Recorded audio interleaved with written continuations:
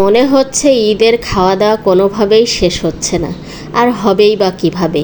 ধর্মীয় উৎসব বলে কথা, আনন্দ খুশি খাওয়া দাওয়া এটা তো থাকবেই। তো আমি মুরগি ভিজিয়ে দিয়েছি, এটা হচ্ছে পাকিস্তানি মুরগি।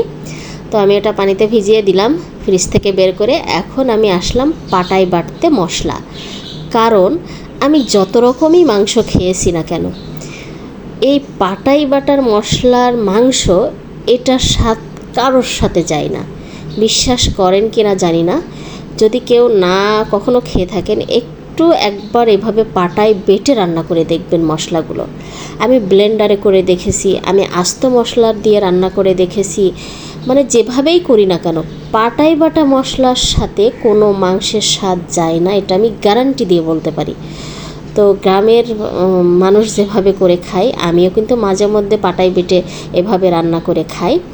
তো মশলা টশলা বেটে নিয়েছি, এখন ম্যারিনেট করব মাংসটা। তো কাঁচা পেঁয়াজ, তারপরে হচ্ছে লবণ হলুদ, তারপর ধনিয়া গুঁড়ো, আর সেই বাটা মশলা মানে মরিচ দিয়ে আর গরম মশলা দিয়ে বেটে নিয়েছি, টক দই সব কিছু গোটা মশলা তেজপাতা টাতার যা কিছু লাগে আমি সব একসাথে দিয়ে নিয়েছি, তেল দিয়ে নিয়েছি, দিয়ে খুব ভালো করে এটা মেখে নেব। আর আমি একটা জিনিস দিতে ভুলে গেছি, একটা না কয়েকটা জিনিস দিতে ভুলে গেছি। আমি না খুব ভোলা মন, আমার কোনো কিছু মানে সহজে মনে থাকে না, হঠাৎ করেই ভুলে যায়, মাথা থেকে একদমই বের হয়ে যায়, কেন জানি এরকম হয়ে গেছি। এই যে কি ভুলে গেছিলাম দেখেন, আদা বাটা রসুন বাটা জিরে বাটা দিতে ভুলে গেছি। তো অনেকে আবার বলবেন এটা ব্লেন্ড করা। হ্যাঁ ভাই, সব কিছু তো আর আসলে এই বাটা সম্ভব না, যেহেতু মানে অলস হয়ে গেছি শহরে থেকে থেকে।